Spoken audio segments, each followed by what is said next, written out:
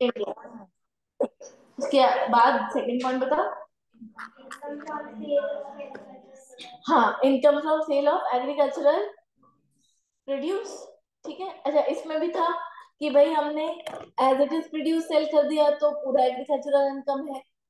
थोड़ा सा प्रोसेस किया जो कि जरूरी था उसको मार्केट फिट बनाने के लिए, तो भी एग्रीकल्चरल इनकम है। बट कुछ ऐसा प्रोसेस किया जो कि कंपलसरी नहीं था, तो क्या करना पड़ेगा, बांटना पड़ेगा। कल सीखा था अपन ने कैसे बांटा था अपन ने, कौन सा रूल लगाया था, रूल नंबर 7। अभी उसको भी रिवाइज करते हैं, ठीक है। अच्छा, फिर और क्या है एग्रीकल्चरल इनकम के अंदर, फार्म बिल्डिंग। फार्म बिल्डिंग इसके लिए यूज होनी चाहिए एग्रीकल्चरल पर्पस, मतलब स्टोर हाउस की तरह या फिर ड्वेलिंग ड्वेलिंग यूनिट हाउस। की तरह, ठीक है। हाँ, और एग्रीकल्चरल लैंड के पास होनी चाहिए या उसी की विसिनिटी के अंदर। हाँ, और लास्ट क्या था, इनकम फ्रॉम नर्सरी। ठीक है, अब आ जाओ रूल नंबर 7 रिवाइज करते हैं।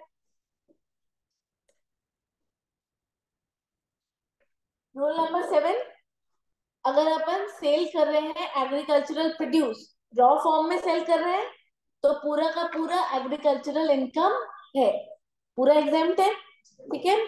अगर हम आफ्टर प्रोसेस उसको सेल कर रहे हैं, तो हम देखेंगे प्रोसेस नेसेसरी है क्या उसको मार्केट फिट बनाने के लिए, तो फिर एग्रीकल्चरल इनकम है। पर अगर नेसेसरी नहीं है, कंपलसरी नहीं है, ठीक है, तो हमको जो भी हमारा रेवेन्यू आ रहा है उसके दो पार्ट्स करने पड़ेंगे, एग्रीकल्चरल इनकम और बिजनेस इनकम।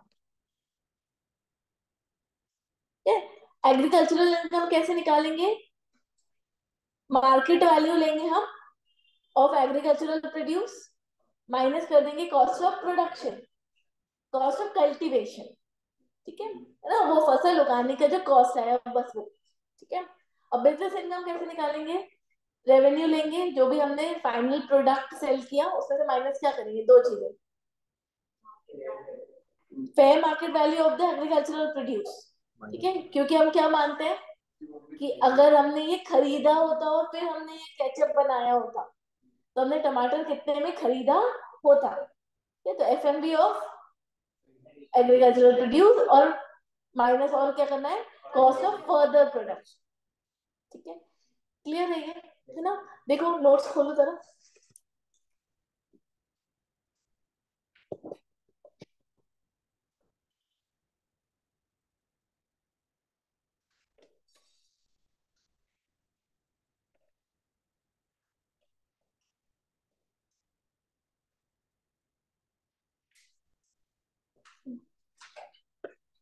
मिस्टर बी वाला क्वेश्चन, ठीक है, चलो।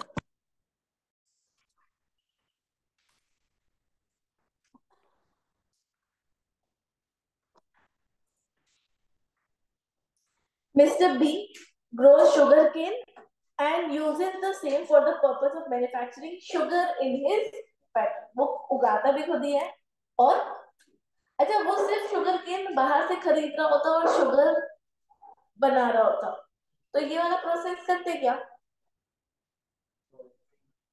तो अब तो उसने खुद भी एग्रीकल्चरल एक्टिविटी नहीं करी ना। बट यहाँ पर वो शुगर केन उगा रहा है विच इज एग्रीकल्चरल एक्टिविटी, और उससे शुगर बना रहा है which is not agricultural activity, तो हमको बाइफर्केशन करना पड़ेगा, ठीक है।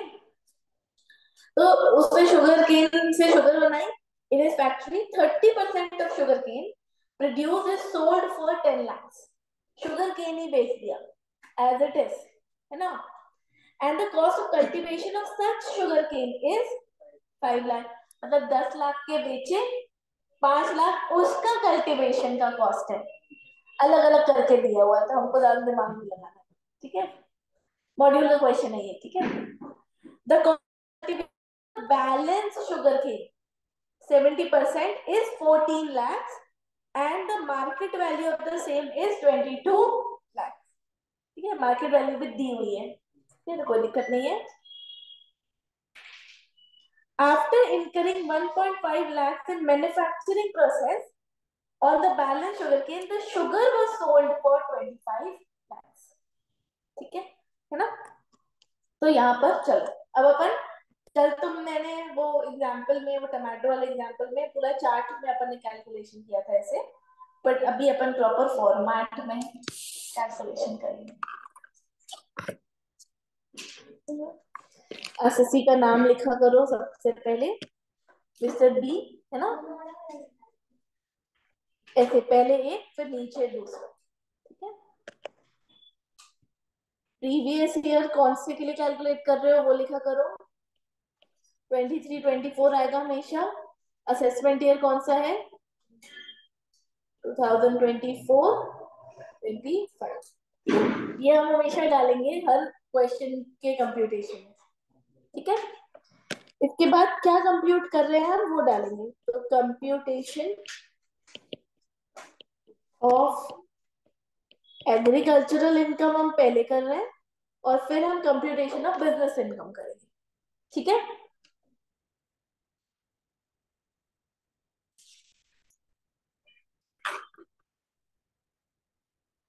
मैं यहाँ पर क्वेश्चन खोलूं साथ में।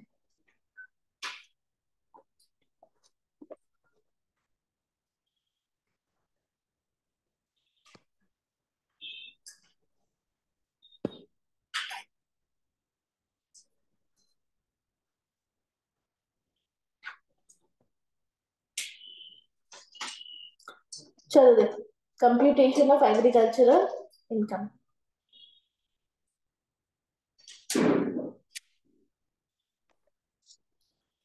सबसे पहले जो उसने एज इट इज बेच दिया बेटा, ठीक है, उसका तो हम पूरा एग्रीकल्चरल इनकम में लेंगे कैलकुलेशन। इसी में फर्स्ट पॉइंट डालो, sale of sugar cane in raw form. Sale of sugar cane in raw form कितने में बिका बेटा? 10 लाख में। 10 लाख इज रेवेन्यू, इसको इनकम नहीं बोलेंगे, इनकम निकालनी पड़ती है। अच्छा, एग्रीकल्चरल इनकम निकालने के बाद भी एग्जेम्प्ट होने वाली है, फिर भी निकालनी है, आगे पता चलेगा क्यों, ठीक है। ऐसा नहीं कि रेवेन्यू माइनस कॉस्ट ही नहीं किया, क्योंकि वो तो क्या है, एग्जेम्प्ट है, तो पहले लिख दिया एग्जेम्प्ट, कैलकुलेशन नहीं दिखाया, नहीं कर सकते ऐसा, ठीक है। माइनस क्या करेंगे? Cost of cultivation,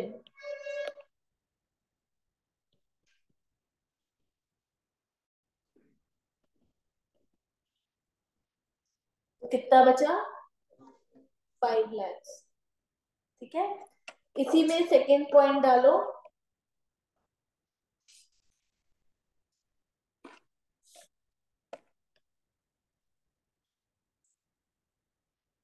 sugar cane further produced, processed, sugar cane further processed, 70% sugar cane further process हुआ है। अब हम अगर ऐसे बोले कि हमने उसको फर्दर प्रोसेस नहीं किया होता तो हम उसको कितने में सेल करते, क्या हमें उसकी मार्केट वैल्यू पता है? तो हम लेंगे FMV of sugar cane 22 lakhs, ठीक है। ये इतने में हम बेचते, माइनस कॉस्ट ऑफ कल्टीवेशन, इसको कल्टीवेट करने के लिए कितनी कॉस्ट लगती, दिया हुआ है 14 लाख, ठीक है। तो हमें इसमें कितनी इनकम आती?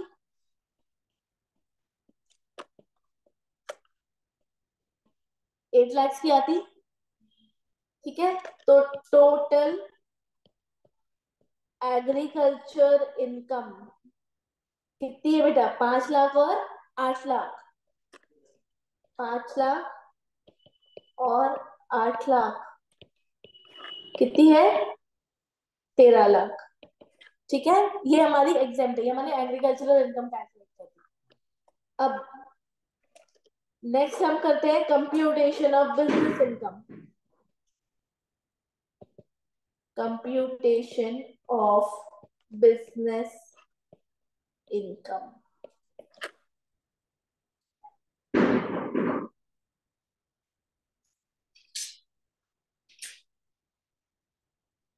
क्या बेचा हमने? शुगर, तो तो सेल ऑफ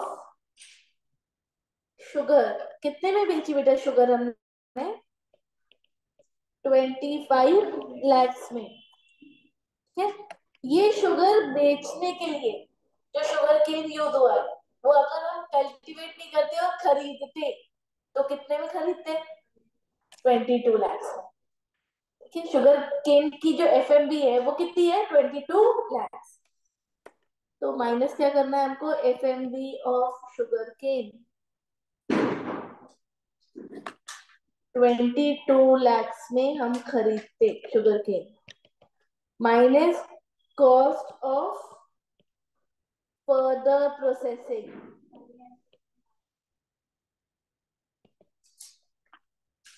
1,50,000। बताओ बिजनेस इनकम कितनी आई? पीजी बीपी बोलेंगे अपन इसको।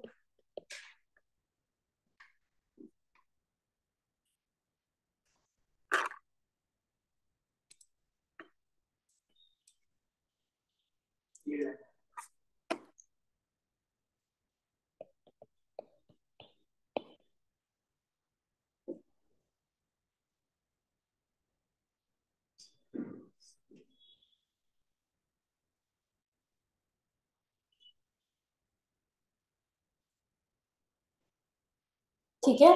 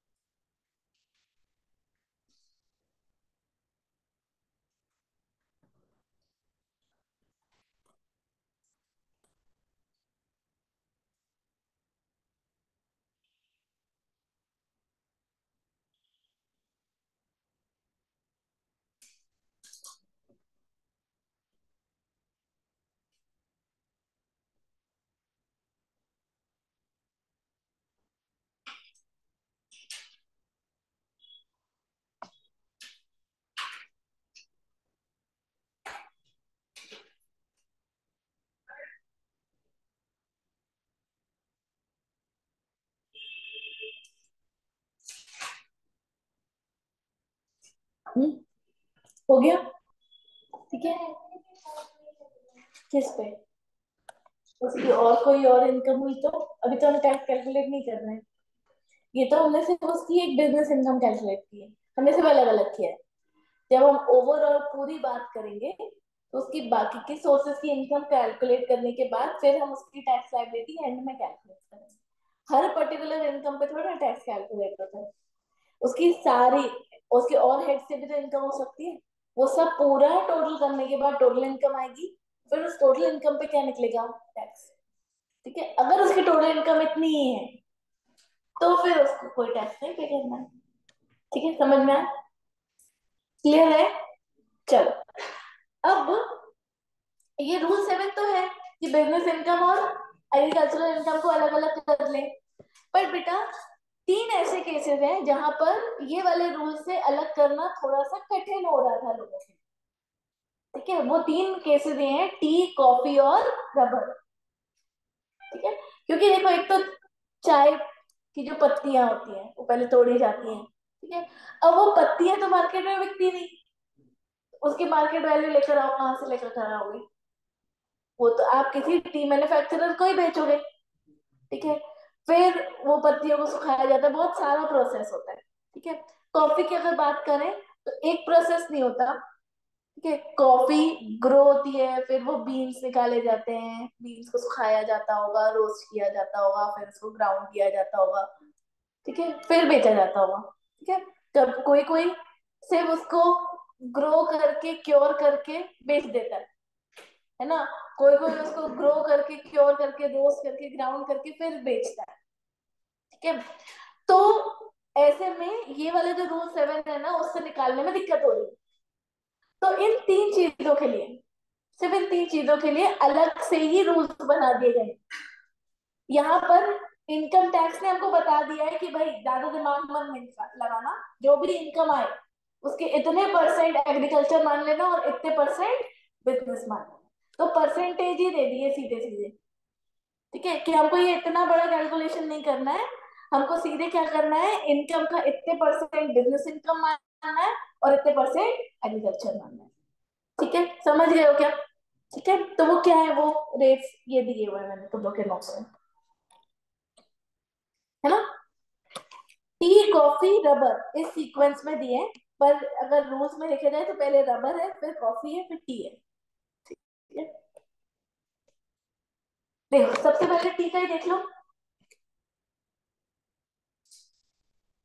Rule number 8, income from growing and manufacturing of tea, इसमें 40% बिजनेस इनकम और 60% एग्रीकल्चर, 40-60। ठीक है, 40-60 याद रहेगा। अब उसमें से कौन सा वाला बिजनेस है, कम वाला बिजनेस है, ठीक है ना, और ज्यादा वाला एग्रीकल्चरल प्रोसेस ज्यादा है, चाय उगाना।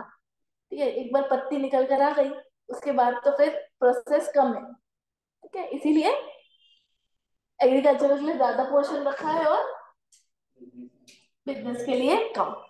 ठीक है, तो 60% क्या मानेंगे अपन, एग्रीकल्चरल इनकम, इनकम निकालेंगे, उसका 60% एग्रीकल्चरल है और 40% बिजनेस है, बिजनेस इनकम पे टैक्स लग जाएगा। समझ गए?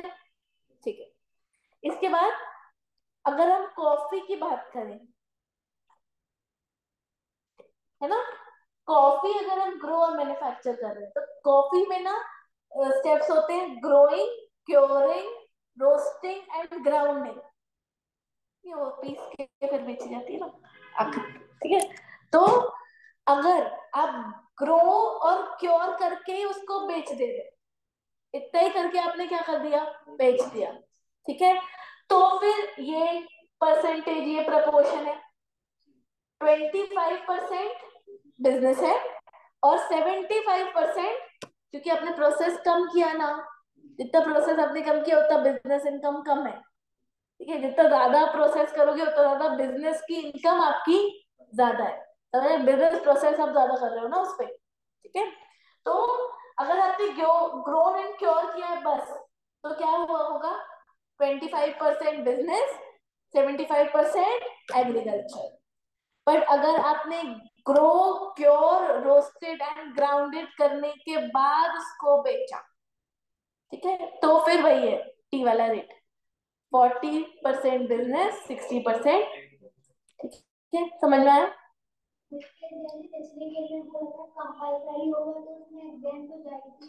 इसमें कंपलसरी कहाँ है,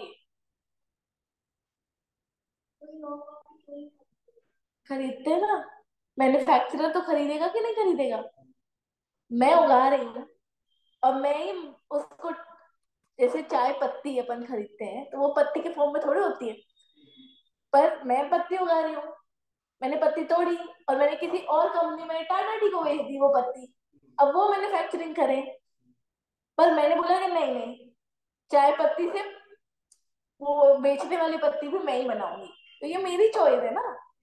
समझ में आया? मैं कॉफी उगाऊं और रॉ बीन्स बेच दूं मैन्युफैक्चरर को, नेस्ले को बेच दूं, तो जब मैं रॉ बीन्स बेचूंगी तो वो तो प्योर एग्रीकल्चरल इनकम है ना, पर मैं तो उसको क्या कर रही हूँ, मैं उसको ग्रो भी कर रही हूँ, क्योर भी कर रही हूँ मैं खुद ही। ठीक है, या फिर मैं ग्रो करने के बाद क्योर, रोस्टिंग और ग्राउंडिंग भी खुद ही कर रही हूँ। ठीक है, तो फिर तो मैं ये एक्स्ट्रा प्रोसेस कर रही हूँ ना, विच इज नॉट कंपलसरी। ठीक है, तो फिर यहाँ पर मुझे बाइफरकेशन करना पड़ेगा ना, समझ गए हो कि नहीं? यार वो, हाँ, वो बिल्कुल कॉफी का बनाने का प्रोसेस होता होगा कि वो पहले बीन्स एक्सट्रैक्ट होते होंगे, सुखाए जाते होंगे, ठीक है, फिर उसकी रोस्टिंग होती होगी। ठीक है, अब तुम लोग वो पता कर लेना कि कॉफी कैसे बनती है हाँ देखो, ग्रोन एंड क्योर्ड सिर्फ किया तो 25-75, और ग्रो किया, क्योर किया, रोस्ट किया और ग्राउंड किया तो फिर 40-60। ठीक है, क्योर्ड से अपन उसके बीन्स निकाल रहे हैं, हाँ, फिर अपन डायरेक्ट मैन्युफैक्चर को बेच रहे हैं, तो ना फिर वो 25% बिजनेस इनकम, तो क्योर क्योर करना, अरे क्योरिंग में थोड़ा सा प्रोसेस और है ना, वो तेरे को पता करना पड़ेगा, उतने टेक्निकल में मैं नहीं जा रही हूँ कि कॉफी कैसे बनती है, अभी हम क्या पढ़ रहे हैं, अब ये पढ़ रहे कि इनको कैसे निकालनी है, अब ये थोड़ी पढ़ रहे कि कॉफी कैसे बनती है। ठीक, वो तुम लोग कल पता करके आना कि कॉफी कैसे बनती है, अभी तुम लोग के पास बहुत टाइम है। ठीक है, समझ गए हो क्या? चलो, क्लियर है ना? अब कौन सा बचा भाई? रबर। रबर में कुछ नहीं है, रबर में 35% बिजनेस इनकम। रबर पता है ना? ना वो पेड़ की, उससे निकलता है कुछ लिक्विड, फिर उससे रबर मैन्युफैक्चर। ठीक है, तो 35% क्या है? Business income.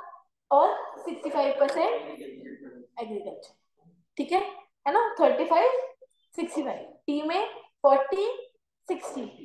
ठीक है, कॉफी में ग्रोन और क्योर्ड में 25 75, और अगर ग्रो क्योर रोस्ट और ब्राउन किया है तो 40 60। क्लियर है? ठीक है, देखो इसका क्वेश्चन दिया है कि हाँ दिया हुआ है।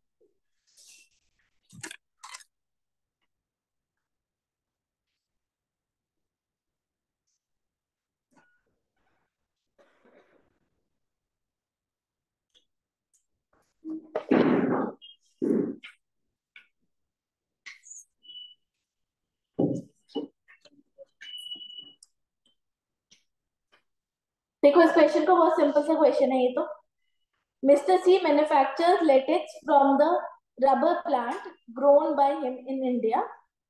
These are then sold in the market for 30 lakhs. ठीक है, the cost of growing rubber plant is 10 lakhs and that of manufacturing latex is 8 lakhs. ठीक है, compute the total income। है ना? तो बताओ, चलो करेक्ट। सबसे पहले तो टोटल इनकम कैलकुलेट करो, मैं अपनी दूसरी शीट में करती हूँ।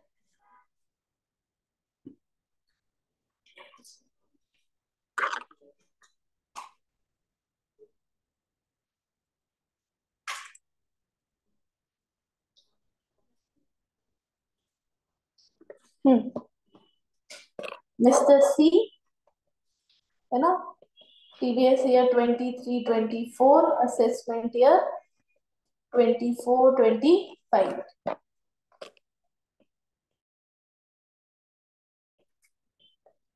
कंप्यूटेशन ऑफ टोटल इनकम कर रहे हैं। हाँ, पहले मुझे बताओ सेल की वैल्यू कितनी है? 30 लाख। उसमें से क्या माइनस कर देंगे अपन? Cost of growing rubber plant. हाँ, कॉस्ट ऑफ ग्रोइंग कितना है?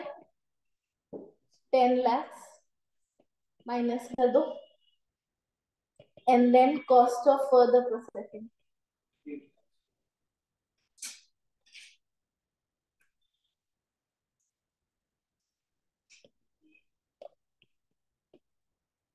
इनकम कितनी हुई बेटा?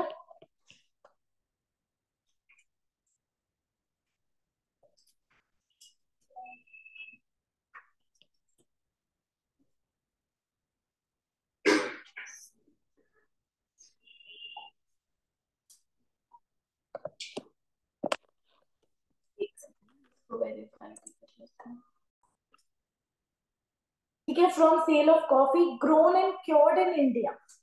ठीक है, ओनली ग्रोन एंड क्योर्ड।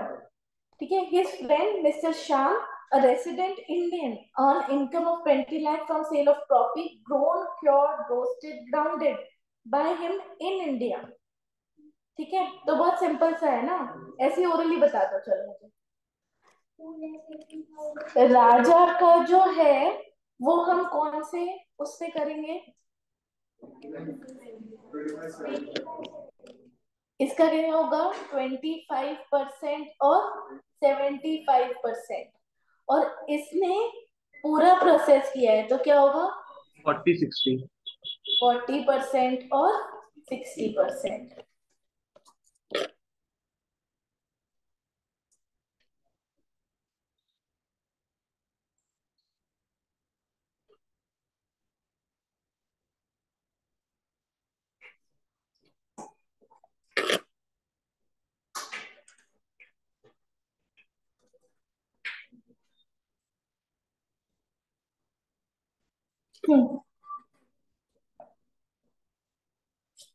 चलो अब अपन एक चीज सीखने जा रहे हैं एग्रीकल्चरल इनकम के अंदर ही, ठीक है। उसको अपन बोलते हैं partial integration in case of agricultural income. मुझे बताओ एग्रीकल्चरल इनकम पे गवर्नमेंट टैक्स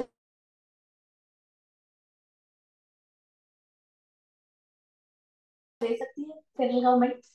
तो उसने क्या करके रखा हुआ है उसको, एग्रीकल्चरल इनकम पे थोड़ा सा टैक्स ले लेती है, ठीक है। और वो कैसे लेती है वो अपन अभी सीखेंगे, ठीक है ना। तुम लोग की क्लास आज 2:45 तक थी, ये पता है ना तुम लोगों को? नहीं पता था? तुम लोग कितना सोच रहे थे? तुम लोग 2 बजे तक सोच रहे थे? हाँ वही तो, 2:30 तक सोचा है ना, ठीक है 2:30 तक मैं पढ़ा रही हूँ, ठीक है। चलो तुम लोग हेडिंग डालो मेरे साथ साथ, डालो पार्शियल इंटीग्रेशन,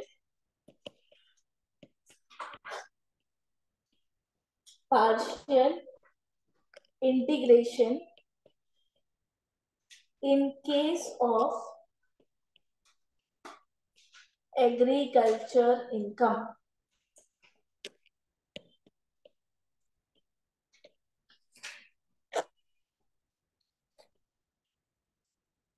ठीक है, तुम लोग को जो मैंने नोट्स दिए हैं उसमें भी मैंने स्टेप्स डाले हैं इसके कैलकुलेशन के लिए।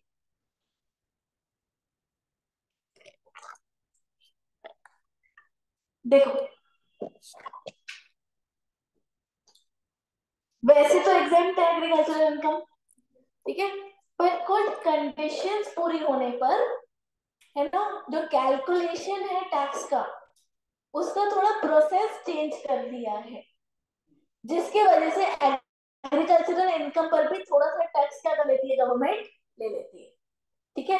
वो बहुत ही इनडायरेक्ट और छुपा हुआ तरीका है टैक्स लेने का, ठीक है। कौन सी कंडीशन पूरी होगी तो हम ये वाला तरीका लगाने वाले हैं पार्शियल इंटीग्रेशन का। देखो एसएससी अगर इंडिविजुअल है, एचयूएफ है, एओपी है, बीओआई है या एजेपी है, ठीक है। असली कौन से वाले एसएससी पे लगने वाला है ये तुम लोग अपने नोट से देख सकते हो, मैंने उसमें पूरा डाला हुआ है, देखो अपने नोट्स में,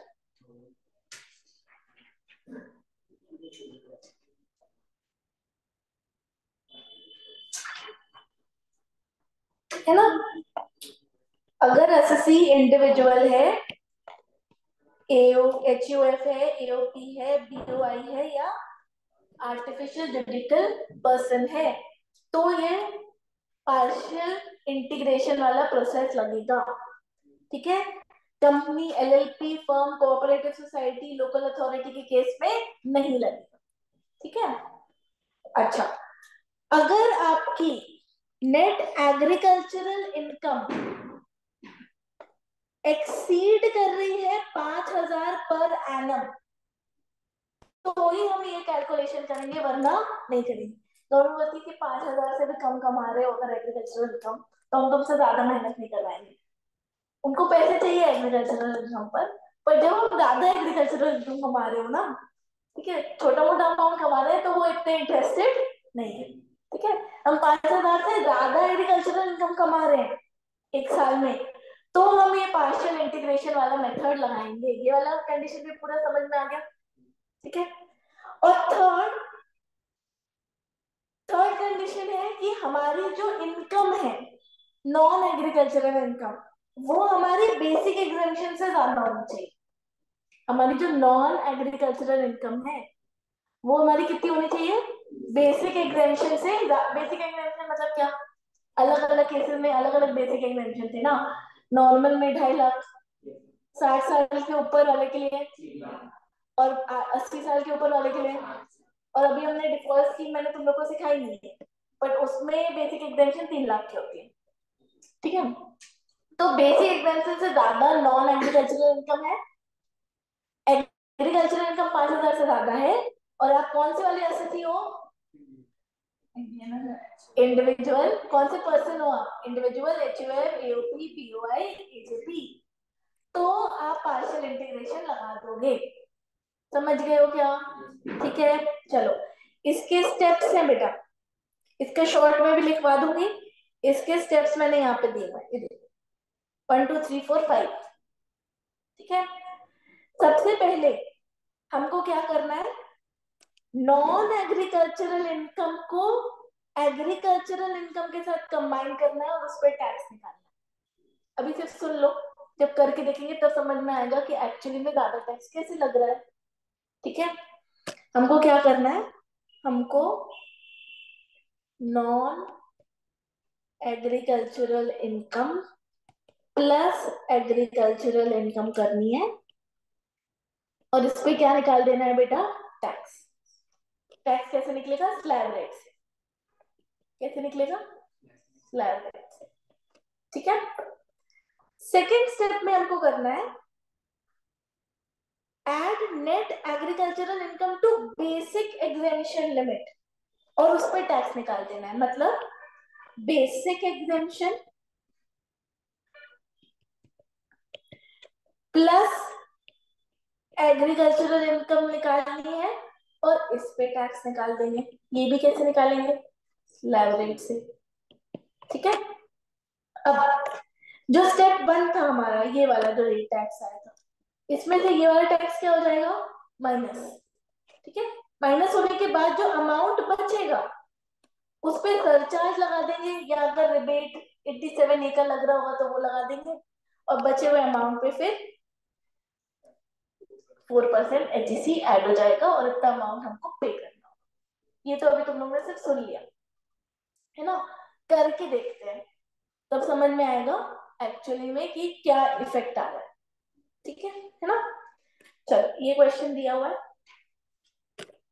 ये वाला क्वेश्चन अपन सॉल्व करेंगे, है ना। हमेशा रजिस्टर में पेज नंबर डाला करो। पेज नंबर कौन सा है ये, 21, क्वेश्चन 1 का ए वाला कर रहे हैं। इसमें 2 इयर्स दिए हुए हैं कि अगर वो 45 इयर्स का है तो क्या, और 70 इयर्स का है तो क्या। तो हम 45 इयर्स के हिसाब से कैलकुलेशन करें। ठीक है अभी, और 70 इयर्स वाला तुम लोग होमवर्क करके लेकर आओ। ठीक है, अस्सी का नाम बेटा मिस्टर एक्स। चलो अभी ऐसे ही डिस्कस करो पहले मेरे साथ, फिर लिखते हैं। इससे सैलरी इनकम कमाई है 4,80,000, हाउस प्रॉपर्टी से इनकम कमाई है 250, agricultural income from land in Jaipur 4,80,000, और expense incurred for earning agricultural income is, पहले तो मुझे इसका जरा नेट बताओ कितना है, 3,10,000, नेट एग्रीकल्चरल इनकम। 3,10,000। हाँ 310,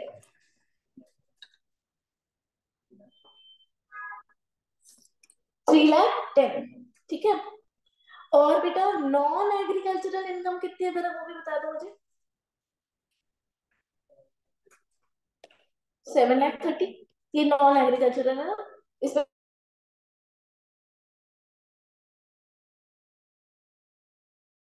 कोई दिक्कत है। अब क्वेश्चन को सॉल्व करने से पहले मैं चाह रही हूँ जो नॉन एग्रीकल्चरल इनकम है, पार्शियल इंटीग्रेशन भूल जाओ कि अभी कुछ है। नॉर्मल नॉन एग्रीकल्चरल इनकम पे टैक्स देना पड़ता है 1% को, तो 7,30,000 पे कितना टैक्स पे करना पड़ता, 45 इयर्स के एज के इंसान को, बता दो जरा ये मुझे स्लैब रेट से कैलकुलेट करके।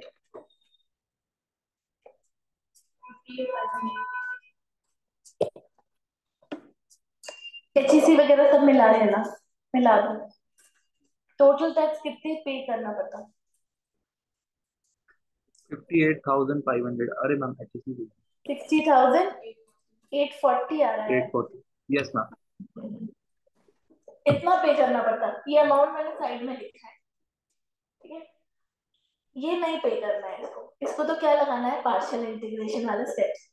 ठीक है, चलो कैलकुलेशन करेंगे। Mister x, previous year 23-24, assessment year 24-25। ठीक है, सबसे पहले हम कैलकुलेट करेंगे इसकी, इसमें लिखो कंप्यूटेशन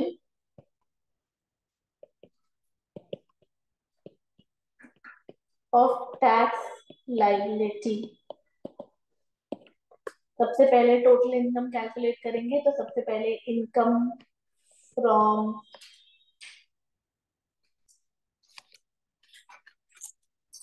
सैलरी,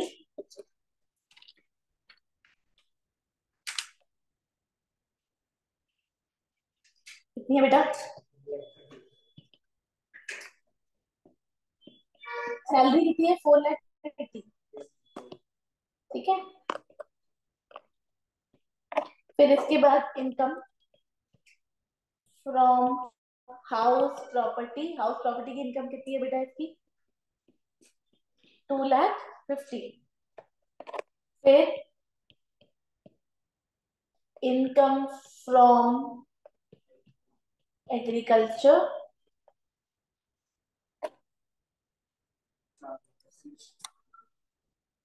4,80,000 माइनस 1,70,000, ये कितना आया? अंदर साइड लिख रही हूँ मैं, ठीक है, मेरा देख लो फिर लिखना। 3,10,000 ना, ये एग्जेम्प्ट कितनी हो जाएगी बेटा? ये पूरी एग्जेम्प्ट है, एग्रीकल्चरल इनकम पूरी एग्जेम्प्ट है, तो एग्जेम्प्ट हो जाएगी ये 3,10,000, तो बाहर कितना आएगा? 0। इसकी टोटल इनकम, जो इसकी टोटल इनकम है वो कितनी है? इसको क्या बोलते हैं? Gross total income. कितनी है? 7,30,000। कुछ डिडक्शन दिए हुए हैं क्या? कुछ डिडक्शन दिए हुए नहीं है, तो इसकी जो टोटल इनकम है जिस पर हमको कैलकुलेशन करना है वो है 7,30,000। ठीक है, 7,30,000 इसके टोटल इनकम सबसे पहले निकाली हमने। अब इतना लिख लो, फिर जो मैं बोल रही हूँ वो लिखना।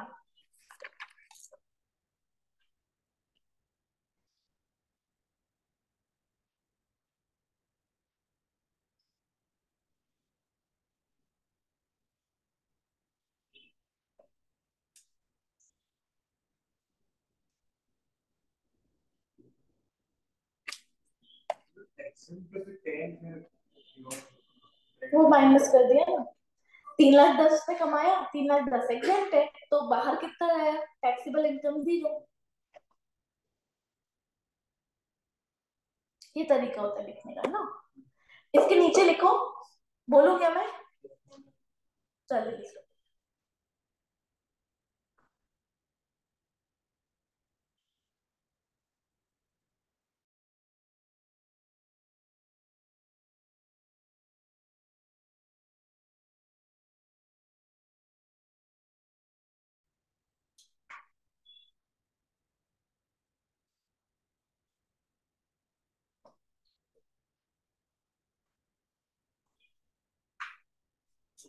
हो गया? लिखो, since mister x, since Mr. X is an individual, comma, since Mr. X is an individual, has agriculture income, has agriculture income more than rupees 5,000,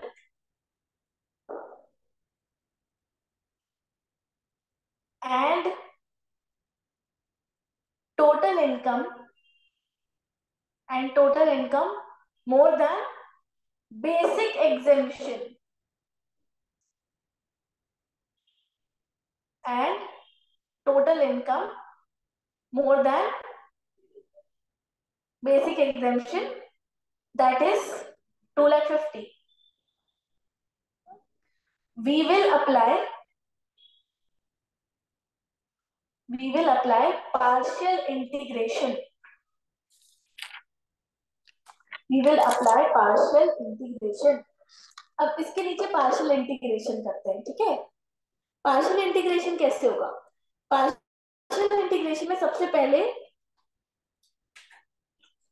यहाँ पर अमाउंट लिखूंगी मैं, ठीक है? सबसे पहले हम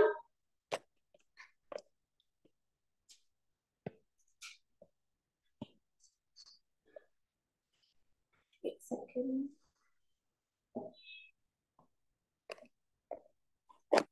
हेडिंग डालो कैलकुलेशन ऑफ टैक्स लायबिलिटी।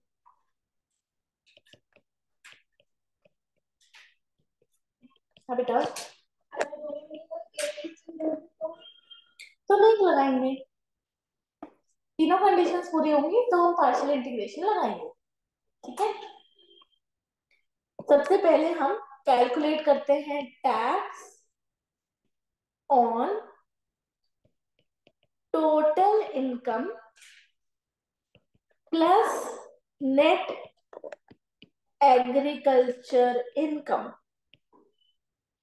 ठीक है, टोटल इनकम कितनी है बेटा 7,30,000 प्लस नेट एग्रीकल्चरल इनकम कितनी है 3,10,000। तो टोटल कितना हो गया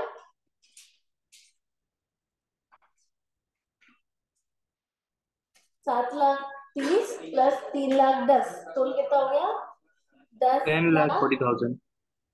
10,40,000 पे टैक्स कैलकुलेट करके बाहर लिखना है हमको, पहला स्टेप है ये हमारा। ठीक है, चलो करो, कैलकुलेटर पर ही कर लो, स्लैब दिखाने की जरूरत नहीं है हमको।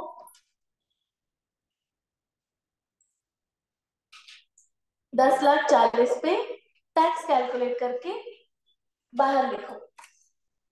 2.5 लाख तक 0, 2.5 से 5 लाख 5% मतलब 12,500, 5 से 10 20% मतलब 1 लाख, और 10 के ऊपर कितना गया है 40,000। 40,000 पे कितने परसेंट जाएगा 30%। 30%। मैम HEC ऐड करना है इसको? नहीं नहीं नहीं, अभी नहीं, एचसी एकदम एंड में। 1,24,500। 1,24,500। ठीक है, एचसी तो एंड में करेंगे, स्टेप नंबर 5 में लिखा हुआ था ना, तब करेंगे। तो सारे कैलकुलेशंस रिबेट सरचार्ज सब लग जाता है, उसके बाद फिर हम एचसी लगाते हैं। ठीक है, इसमें से ये हमारा स्टेप 1 था, इसमें से हम लेस कर देंगे हमारा स्टेप नंबर 2 निकाल के। Step number 2 is basic exemption, tax on basic exemption